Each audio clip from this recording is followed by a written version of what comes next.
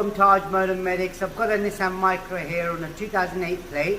I've already done the indicator bulb not long ago on this one, and somebody requested about the position lamp on this one. But luckily I got one in today, so I'm going to show you how to replace the main dip bulb on this. As you can see, that one there isn't working, this one is working. At the same time, I'm going to show you how to remove the position lamp on this as well, so you know what to do if you had to do one. Right, so I'm going to switch the car off first. Radio. Now as you can see, what I did was I unplugged this, so that's the leveling sensor thing. And to do the position lamp, first of all, what is that plug right there. You twist that to your left and the whole thing comes out. As you can see, you now then can remove the bulb. It's a 501 bulb, which would be in the link in the description. And I'm just going to put this back on, just right at the top. So that's it. And then once you've located the hole, you push it in and then twist it to your right, and you hear a click. That means it's gone in. Now if I show you again what I've done exactly, so you can see that plug now is secured. Now to do the the H4 bulb, which is the main bulb we're replacing now, so what you need to do is wiggle and then take the plug off.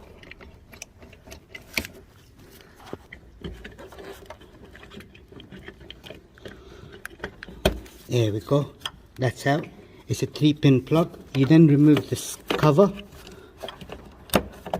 Once you remove the cover, you then got the bulb on the inside, which has a spring that's held by a spring. So you've got to locate the spring, which is on the top. You push the spring in. Oh sorry, not on the top. I'm just gonna have to see. Yeah, it's on the top. You push the spring in, is more towards that side there. So if you push the spring in and then pull it out towards you, so that's the spring out now. So make sure you don't take it out completely, otherwise you're gonna have problems putting it back on. And then when you remove the bulb, as you can see how I've taken it out, so the top pin, the single pin is on the top and the bottom ones are on the bottom too. So that's how the bulb fits in. So like this. I've got the new H4 bulb already, so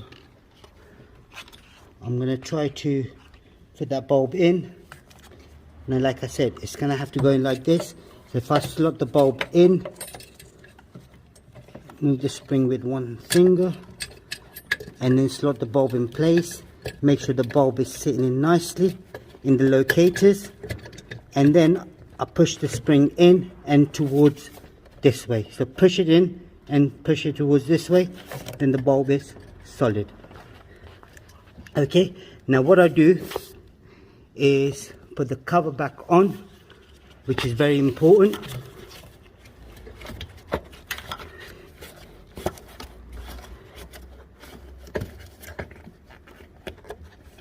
The cover's back on. I now get the plug. Just gonna make sure the cover's sitting in properly. Right. Then get the plug, the pin facing up, and then push the plug in.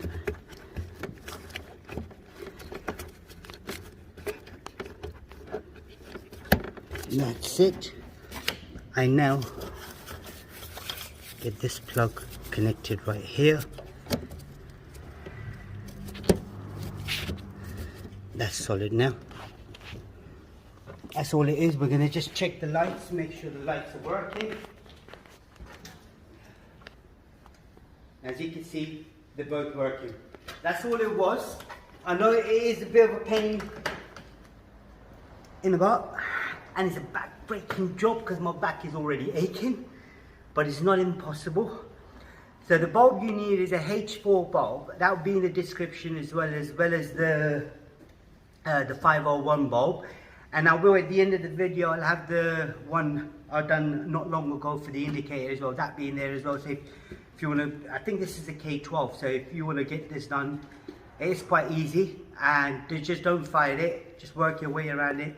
If you're not too sure about it, get a mirror, put it on the back and then see how the pins are located, how the spring is located, and work that way.